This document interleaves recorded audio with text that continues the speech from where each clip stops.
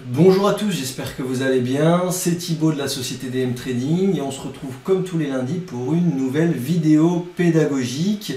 Ça y est, on a vu les bases, on rentre dans le vif du sujet et on va s'attaquer à la méthodologie.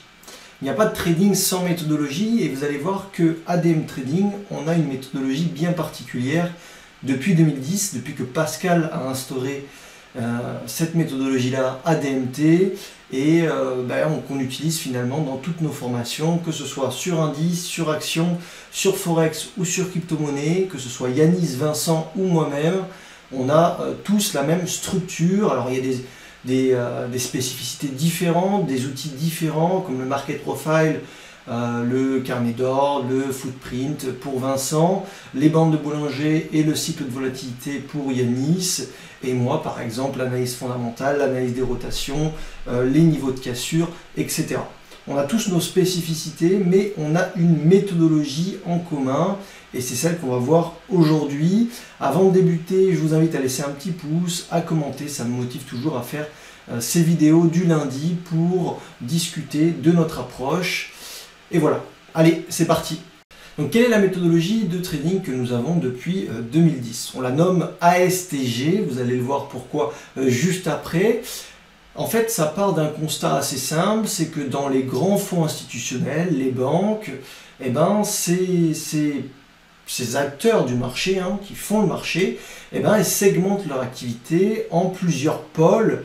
Et donc nous, on a repéré 4 piliers bien distincts.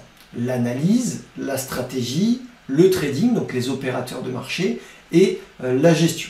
Okay, donc pour chacun d'entre eux, les fonds institutionnels, ils ont des équipes qualifiées qui travaillent quotidiennement avec des instruments et outils bien spécifiques, pointus, à la pointe de la technologie et professionnels. Il faut savoir que nous, en tant que traders particuliers, malheureusement, on n'a pas accès à toutes ces ressources. Elles ne sont pas mises à disposition du grand public. Mais on se doit quand même de maîtriser ces 4 casquettes pour profiter d'un avantage statistique. Alors eux n'ont pas du tout la même optique que nous, ne sont pas dans la même optique de temps et d'investissement que nous, mais ça n'empêche que ce sont eux qui font les marchés. Et dans une société qui fonctionne bien, pas forcément un fonds d'investissement, il y a toujours quelqu'un qui prend des décisions, toujours quelqu'un qui gère le risque, et toujours quelqu'un qui analyse, etc. etc. C'est une boucle, un travail en équipe, et c'est ce qu'on essaye, nous, ADM Trading, d'obtenir via différentes casquettes. Okay, ne vous méprenez pas, on n'essaie pas de répliquer ce que font les fonds institutionnels, mais on essaye plutôt d'avoir une méthodologie qui repose sur différents éléments qui vont nous permettre d'avoir quelque chose de structuré et quelque chose qui soit efficient pour nous permettre de dégager, si possible, de la performance.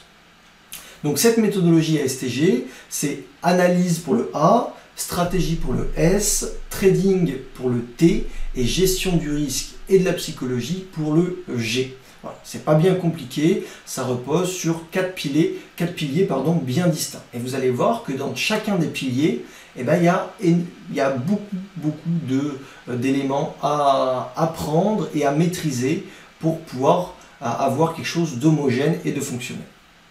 Alors après avoir vu la structure globale de la méthodologie de trading qu'on utilise, on va s'intéresser au premier pilier, c'est-à-dire le pilier sur l'analyse. Qu'est-ce que l'analyse et quel est le rôle de l'analyste?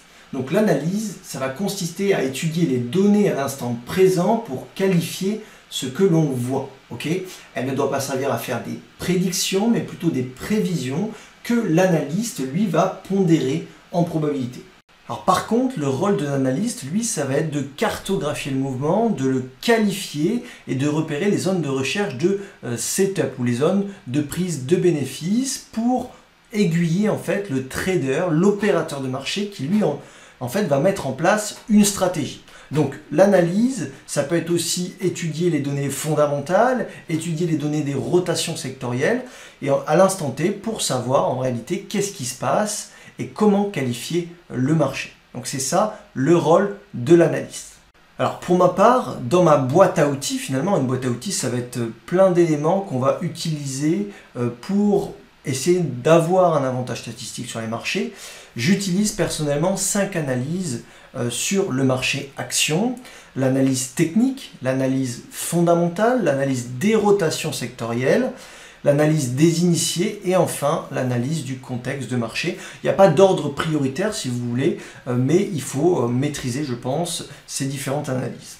Donc l'analyse technique, c'est quoi en fait? C'est une analyse visuelle qui permet de qualifier le marché techniquement, c'est-à-dire de définir la tendance, les volumes et l'action du prix. Ok? Vous connaissez sûrement tous l'analyse technique. Bon, maintenant, l'analyse fondamentale, c'est une analyse de data qui permet de qualifier un actif d'un point de vue fondamental, c'est-à-dire définir sa rentabilité, définir ses ventes, sa croissance ou sa décroissance. Voilà pour l'analyse fondamentale. Et donc, on verra tous ces points dans une vidéo. Chacune des vidéos fera un point bien précis. Donc, on fera une vidéo sur l'analyse technique, on fera une vidéo sur l'analyse fondamentale, etc., etc. L'analyse des rotations, c'est quoi? C'est une analyse des différents mouvements et allocations de capitaux de la part des institutions, c'est-à-dire on va définir quelle classe d'actifs plaît ou déplaît chez les institutions. Et en fait, il faut comprendre que les capitaux ne s'évaporent pas, ils sont en perpétuelle rotation. Et donc nous, on essaye de suivre ces rotations-là pour suivre un petit peu le petit poussé et gratter notre part du gâteau. L'analyse des initiés, c'est une analyse un petit peu plus facultative, mais on reviendra quand même en détail dessus sur une vidéo. En fait, on va analyser les déclarations des dirigeants, c'est-à-dire définir si les membres de la direction passent à l'achat sur leur propre société, et donc on va voir s'ils sont euphoriques, s'ils sont plutôt peureux, etc., etc. Et donc cette interprétation de la psychologie derrière des initiés, finalement, qui est tolérée si s'ils vont remplir des formulaires auprès de l'AMF, ça nous permet d'avoir une idée sur l'état psychologique des membres de la direction. Et donc de savoir si potentiellement une annonce ou un mouvement peut être déclenché suite à un catalyseur. Et puis enfin, l'analyse du contexte de marché, c'est pour moi quelque chose de très important aussi, puisqu'on se met jamais dans les mêmes dispositions quand un marché est haussier ou un marché est plutôt neutre ou baissier. Et donc il faut savoir, via une multi-analyse, repérer et qualifier l'état général du marché, c'est-à-dire donc définir en fait si nous sommes dans un marché favorable ou défavorable pour notre style de trading et avoir plutôt une gestion conservatrice ou une gestion agressive. Voilà toutes les analyses qu'on verra dans des prochaines vidéos et je pense que chaque point aura sa petite vidéo. Voilà. Donc 5 analyses que je considère extrêmement importantes. Alors le deuxième pilier, c'est le pilier sur la stratégie. Qu'est-ce que la stratégie et quel est le rôle finalement du stratège? Donc la stratégie, ça consiste à quoi? Ça consiste à l'ensemble des méthodologies qui maximisent nos chances de faire un gain. Okay? Donc pour chaque cas, il y a une réponse adaptée, un scénario à suivre qui va maximiser notre avantage statistique. Donc une stratégie, ça va faire quoi? Ça va définir le sens et l'endroit dans lequel nous allons rentrer. Donc chaque stratégie, par contre, vous allez le voir, a une durée de vie et plus on l'applique tard, et bien évidemment, plus son espérance de gain sera faible. Donc vous allez voir qu'il y a 3 différentes stratégies et qu'on peut les appliquer dans certaines conditions de marché. Et ça dépendra de quoi? De l'analyse qu'on a réalisée au préalable. Donc vous allez voir que c'est une boucle. Chaque travail fait par chaque pilier va aider le pilier qui suit. Ok? Je ne sais pas si j'ai été clair, mais voilà. Le rôle du stratège, lui, c'est de voir le mouvement en pensant à l'évolution de l'espérance de gain et donc d'adapter sa stratégie en fonction. Donc le stratège, vous allez le voir, c'est un rôle hyper important et plus on avance dans une tendance, plus il sera délicat de rentrer en position, mais voilà, on peut se permettre de rentrer en position, mais on va prendre des mesures exceptionnelles ou des mesures spécifiques si on arrive plutôt tôt dans une tendance, au milieu d'une tendance, ou plutôt ce qu'on estime tard. Parce qu'en finalement, en réalité, on ne sait jamais quand ça se termine. Mais voilà, le stratège, c'est un rôle hyper important. Et donc, d'après moi, dans ma boîte à outils, j'ai 3 stratégies. Okay, ça me permet de m'adapter à toutes les conditions de marché. Maintenant, j'ai une préférence. Pourquoi? Pour le suivi de tendance. Alors, il existe le suivi de tendance, le trading range et le contre-tendance. Ok. Chaque stratégie aura sa propre vidéo dans cette formation gratuite. Et donc, on verra ça dans les prochaines semaines. Mais le suivi de tendance, c'est quoi? C'est une stratégie de suivi de flux de capitaux. Et le trader, il vient profiter de l'engouement d'un actif chez les institutions pour finalement accompagner le mouvement et dégager de la performance. Je vous le rappelle, les institutions, ce sont elles qui font les tendances et les mouvements sur les marchés financiers. Elles ne peuvent pas rentrer en une seule fois, ce qui va leur obliger à rentrer en plusieurs fois, échelonner, si vous voulez, leur point d'entrée, et ce qui va créer du coup un actif en tendance. L'actif va être soutenu par des achats réguliers des institutions. C'est ce qui va créer des mouvements et des tendances.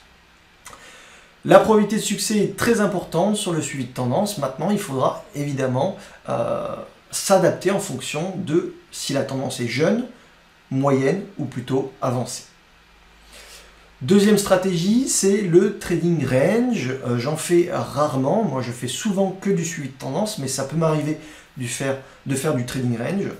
Moi, finalement, j'attends qu'on sorte du range pour venir travailler, mais il est possible de faire du trading range. Donc c'est quoi le trading range? C'est une stratégie de ping-pong finalement dans une zone d'équilibre. En fait, le prix a trouvé une zone d'équilibre et le trader vient intervenir sur des niveaux clés pour finalement capter des écarts. Un écart par là, un écart par là et ainsi de suite. Ok? Et donc ça lui permet de dégager de la plus-value. La probabilité de succès est moyenne, voire faible, souvent. Voilà, on est dans un range, donc c'est pas directionnel. Maintenant, on le verra plus tard dans la stratégie de range, mais on peut finalement englober deux stratégies. On peut être dans une stratégie de suivi de tendance, okay, donc dans une tendance, et faire du trading range, c'est-à-dire au lieu de vendre la résistance et acheter le support et de faire du ping-pong comme ça, ben comme on a une tendance haussière et qu'on veut appliquer une stratégie de suivi de tendance, eh ben, on va acheter uniquement le bas du range. Ce qui fait qu'on va vendre une partie de nos profits en haut du range finalement, là où on serait censé vendre, et on va garder un reliquat en cas de cassure. Ce qui permet d'avoir des reliquats qui vont tourner. On peut acheter en bas de range, et si on achète en cassure du range, et bien là on fait quoi? Du suivi de tendance. Vous allez voir qu'on peut en fait emboîter plusieurs stratégies ensemble.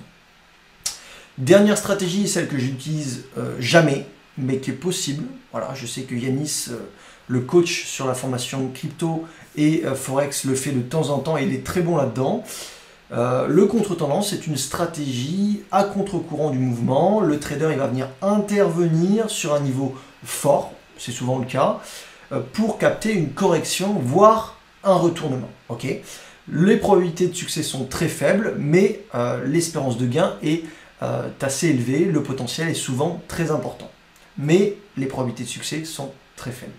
Voilà pour les trois stratégies qui auront du coup leur vidéo, je pense, pour chacune d'entre elles. Et on va passer maintenant au pilier numéro 3. Troisième pilier, le pilier trading. Donc qu'est-ce que le trading? Et finalement le rôle du trader. Parce qu'on parle souvent de trading, mais le trading, c'est simplement l'opérateur de marché qui va passer l'ordre. Ce n'est qu'une partie infime du travail qu'on doit réaliser dans notre méthodologie ASTG. Finalement, c'est que la toute fin du processus. Le trading consiste à l'ensemble des setups ou les signaux d'entrée qui vont nous permettre de prendre un trade ou qu'on utilise pour prendre un trade. La tâche du trader est finalement simple en théorie, c'est celle du soldat bête et méchant qui va appliquer froidement un plan de trading. Par contre, vous allez voir que le rôle du trader, c'est pas forcément évident puisqu'il doit minimiser les pertes et maximiser les gains. Okay, et donc il sera soumis à une pression psychologique, le stress de l'entrée, gérer, fermer un trade, comment positionner un stop loss, la pression du résultat. Donc son rôle, il est quand même clé. Et c'est finalement celui qui va être sur le champ de bataille et qui va devoir se salir les mains et rendre des comptes finalement au stratège et à l'analyste. Okay, donc voilà pour le rôle du trader ou opérateur de marché. Et donc dans ma boîte à outils, j'ai différents setups. Okay, il y en a plein, mais j'en ai quelques-uns que je privilégie, pardon, c'est pas français ça. Donc dans cette partie, nous allons voir donc, dans plusieurs vidéos quels sont les instruments à notre disposition pour pouvoir entrer sur les marchés et donc à savoir les setups. À mon sens, il existe 3 setups majeurs, le setup standard, le setup anticipé et le setup sur repli.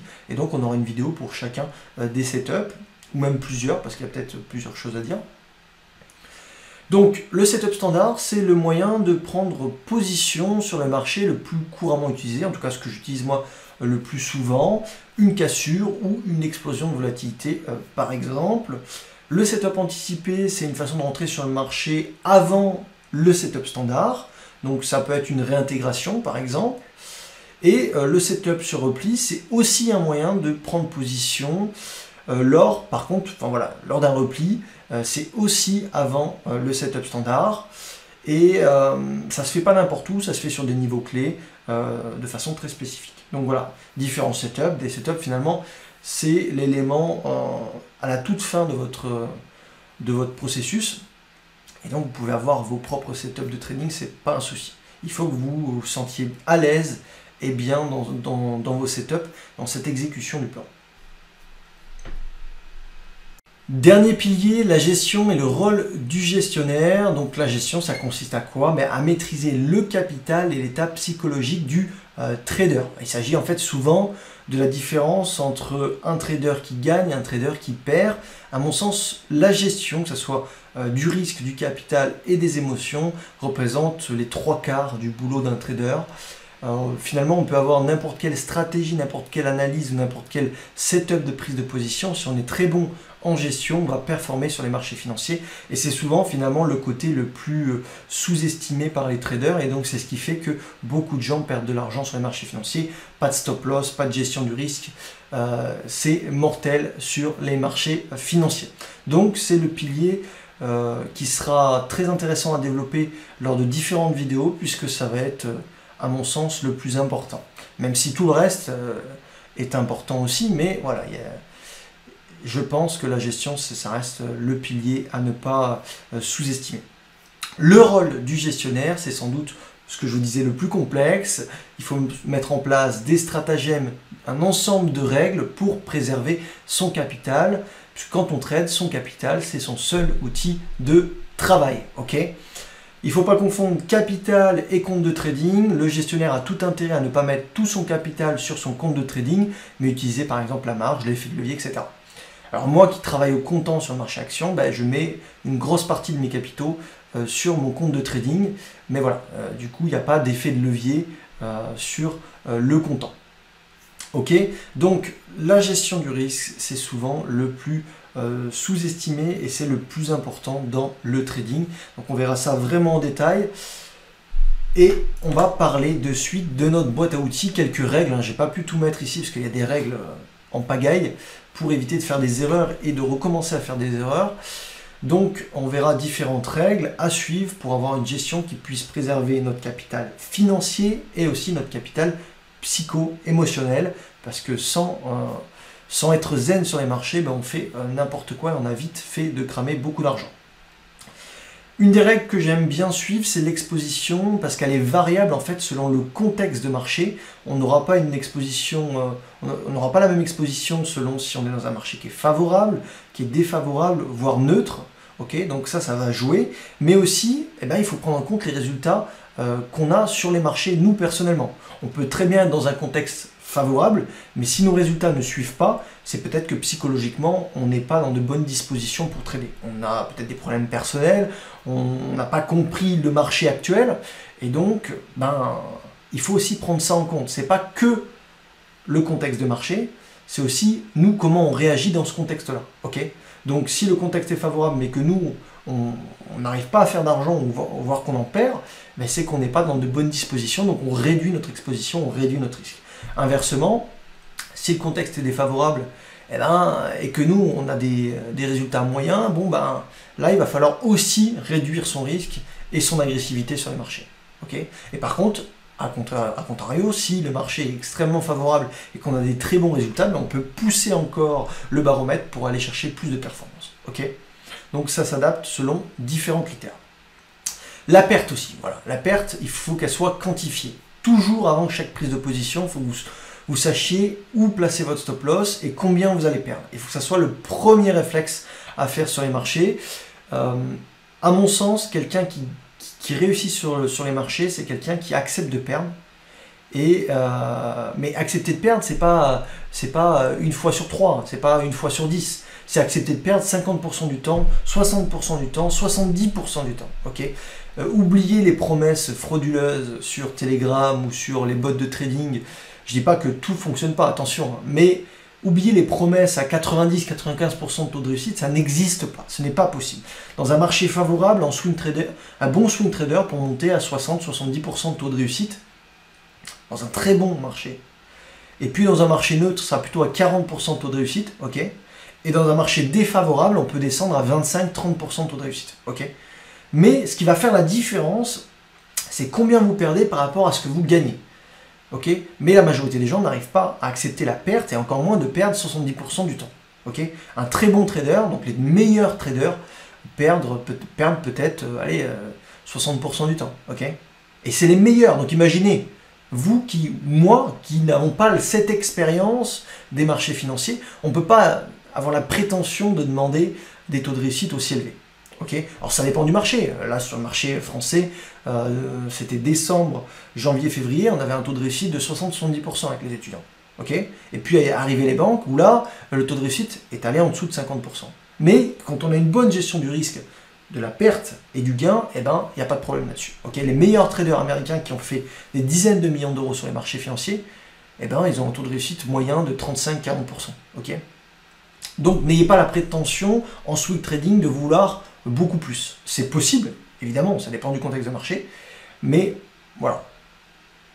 Partez du principe que vous avez un taux de réussite faible, et donc vous devez avoir un risque qui soit faible et un gain qui soit élevé. J'allais venir du coup avec le gain, il doit être supérieur, plusieurs fois supérieur à votre perte pour pouvoir être serein et avoir un confort psychologique sur les marchés financiers. Voilà, ça c'est notre méthodologie de trading depuis 2010 à DMT. On a chacun nos spécificités selon les marchés. Vous avez la structure de la mienne sur le marché action. Et donc, on va rentrer en détail sur tous ces points-là.